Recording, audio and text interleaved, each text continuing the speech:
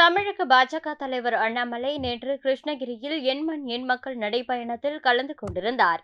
அப்பொழுது கூட்ட நெரிசலில் சிக்கிய பாஜக பெண் கீழே விழுந்ததில் அவருக்கு காயம் ஏற்பட்டது. அப்போது அண்ணாமலை சகோதரத்துவத்தோடு அந்த பெண்ணின் காயத்திற்கு மருந்து போட்டுவிட்டு பெண்ணுடன் புகைப்படம் எடுத்துக் கொண்டார்.